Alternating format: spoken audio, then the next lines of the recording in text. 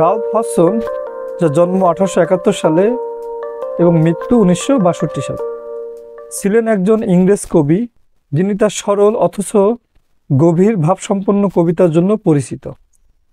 প্রকৃতির প্রতি গভীর ভালোবাসা, আধুনিকতার প্রতি মৃদু প্রতিক্রিয়া এবং মানবিক অনুভূতির সূক্ষ্ম প্রকাশ তার কবিতার মূল বৈশিষ্ট্য। তিনি জর্জীয় কবি আন্দোলনের একজন গুরুত্বপূর্ণ সদস্য ছিলেন, যেখানে রূপক, নৈতিকতা এবং প্রকৃতির প্রতি শ্রদ্ধা বিশেষভাবে ফুটে উঠেছে। তার বিখ্যাত কবিতাগুলোর মধ্যে রয়েছে দ্য বুল, ইভ এবং দ্য বেলস অফ হেভেন, যেগুলোতে প্রকৃতি, নির্দোষতা এবং শিল্পায়নের প্রভাব নিয়ে গভীর ভাবনার প্রকাশ পেয়েছে। হডসন জাপানে ইংরেজি সাহিত্য পড়িয়েছেন এবং পরে যুক্তরাষ্ট্রে বসবাস শুরু করেন। তিনি জনসমক্ষে আসতে অনিচ্ছুক ছিলেন, কিন্তু তার কবিতা পাঠকদের হৃদয়ে স্থায়ী ছাপ ফেলেছে। সামারি অব দ্য পোয়েম, অর্থাৎ কবিতার সারাংশ। বক্তা সময়ের সাথে কথা বলে, তাকে বৃদ্ধ যাযাবর বলে ডাকে, যে কখনো এক জায়গায় থাকে না। বক্তা সময়কে একদিনের জন্য থামার অনুরোধ করে, রূপোর ঘণ্টা, সোনার আংটি এবং শিশুদের গানের মতো জিনিস উপহার দিতে প্রস্তুত। মিষ্টি মেয়েরা ফুল দিয়ে সময়কে সাজিয়ে দেবে, কিন্তু সময় কখনো থামে না। গত সপ্তাহে সে ছিল ব্যাবিলনে, গত রাতে রোমে, আর এখনই আবার চলে যাচ্ছে। বর্তমান স্থানটি ম্লান হওয়ার আগেই পরবর্তী গন্তব্যের দিকে ছুটে চলেছে। কবিতাটি দেখায় যে সময় কত দ্রুত চলে যায়। আমাদের ইচ্ছা থাকলেও তা কখনো থামে না। সময় একজন ভ্রমণকারীর মতো, যে কখনো বিশ্রাম নেয় না, সর্বদা এগিয়ে চলে। এখন আমরা এই কবিতার লাইন বাই লাইন বিশ্লেষণ করব। Time you old gipsy man by Ralph Hodgson. Time you old gipsy man, সময় তুমি এক বৃদ্ধ যাযাবর। এখানে পার্সনিফিকেশন করা হয়েছে, অর্থাৎ কোনো অমানবকে মানবিক গুণাবলী প্রদান করা হয়েছে। কবিতাটি শুরুতেই তার প্রধান অলঙ্কারটি প্রতিষ্ঠা করে। সময়কে একটি বৃদ্ধ যাযাবর মানুষ হিসেবে ব্যক্তিত্ব দেওয়া হয়েছে। এর ফলে সময়ের এক গভীর, প্রায় রূপকথার মতো চিত্র ফুটে ওঠে। একজন পথিক, বহিরাগত আর খানিকটা রহস্যময় সত্তা। উইল ইউ নট স্টে, তুমি কি থাকবে না? এটি বক্তার আবেদন, কবিতার মূল অনুরোধ। এটি এক প্রকার প্রশ্ন, তবে এর মধ্যে লুকিয়ে আছে একরাশ আশাবাদ আর যেন এক ধরনের অসহায় আকুতি। পুট আপ ইউর ক্যারাভান, তোমার কাফেলা দাঁড় করাও। যাযাবর রূপকটি এখানে বিস্তার লাভ করেছে। ক্যারাভান শব্দটি যাযাবরদের ঐতিহ্যবাহী বাসস্থান বা অস্থায়ী জীবনের ইঙ্গিত বহন করে। জাস্ট ফর ওয়ান ডে, মাত্র একটি দিনের তরে। বক্তার বিনীত অনুরোধ চিরকালের জন্য নয়, কেবল একদিনের বিরতির সময়ের নিরন্তর যাত্রা থেকে। বক্তার বিনীত অনুরোধ চিরকালের জন্য নয়, কেবল একদিনের বিরতি সময়ের নিরন্তর যাত্রা থেকে। এই অনুরোধের মধ্য দিয়েই ফুটে ওঠে অল্প সময়ের ক্ষণিক থেমে থাকাটাও কতটা মূল্যবান। All things I will give you, তোমাকে দেব সব কিছু।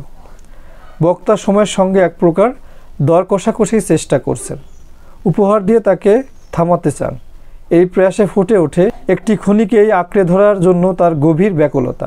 Will you be my guest, তুমি কি আমার অতিথি হবে?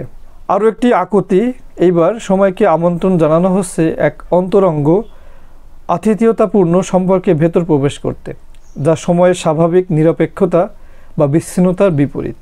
বেলস ফর ইউর জেনেট, তোমার ঘোড়ার জন্য ঘণ্টা। জেনেট হলো একটি ছোট আকারের স্প্যানিশ ঘোড়া। এর গলায় বাঁধা ঘণ্টাগুলি ঐতিহ্যগত অলঙ্কার, যা একটি রাজকীয় উপহার স্বরূপ। এই বিবরণটি জিপসি জীবনের রোমান্টিকায়িত চিত্রকে আরও সমৃদ্ধ করে। অফ সিলভার দ্য বেস্ট, সেরা রূপই গড়া। প্রস্তাবিত ঘণ্টার গুণমান ও মূল্য তুলে ধরে শ্রেষ্ঠ উপকরণ দিয়ে সময়কে আকৃষ্ট করার চেষ্টা করে।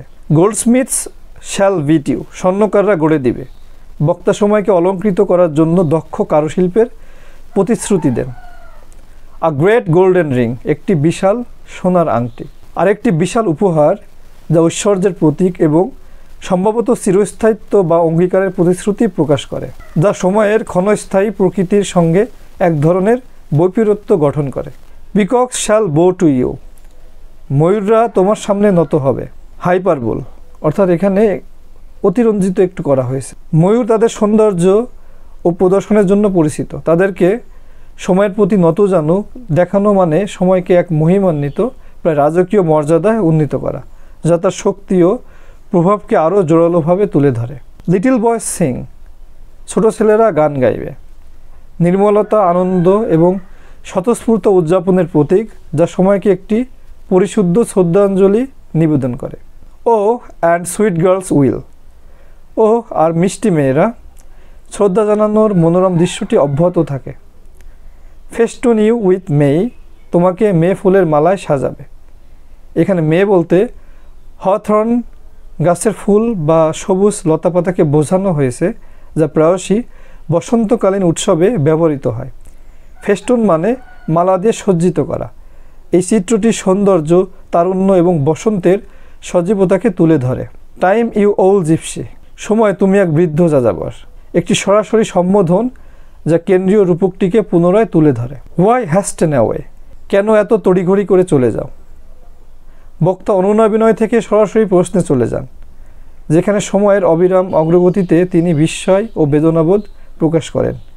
এই প্রশ্নটি জীবনের ক্ষণস্থায়ী প্রকৃতি নিয়ে মানুষের হতাশা ও ক্লান্তি প্রকাশ করে।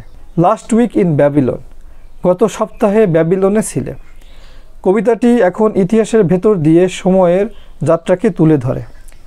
ব্যাবিলন এখানে প্রাচীন, শক্তিশালী কিন্তু শেষ পর্যন্ত পতিত একটি সভ্যতার প্রতীক। এটি সময়ের বিশাল ব্যাপ্তি এবং সাম্রাজ্যের উত্থান পতনে এর মুখ্য ভূমিকার উপর জোর দেয়।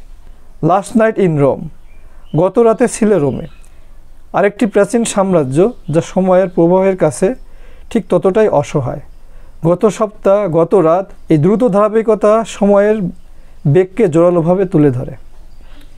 Morning and in the crush, সকালে জনতার ভিড়ে। মর্নিং শব্দটি হঠাৎ বর্তমান সময়ে ফিরে আসার ইঙ্গিত দেয়, আর ক্রাশ শব্দটি ব্যস্ত, কোলাহলময় শহুরে পরিবেশকে বোঝায়। আন্ডার্স ফলস ডোম, পলের গির্জার নিচে। লন্ডনের সেন্ট পলস ক্যাথেড্রালকে নির্দেশ করে এটি, যা সমকালীন জীবনের একটি নিদর্শন এবং মানব কর্মকাণ্ডের একটি কেন্দ্র হিসাবে বিবেচিত। এই প্রাচীন অতীত থেকে শুরু করে আধুনিক শহুরে কোলাহলের মধ্যেও সময়ের অবিচ্ছিন্ন উপস্থিতিকে প্রকাশ করে। আন্ডার ফলস ডায়াল, পলের ঘড়ির নিচে। সেন্ট পলস ক্যাথেড্রালের ঘড়ির পটটি নির্দেশ করে।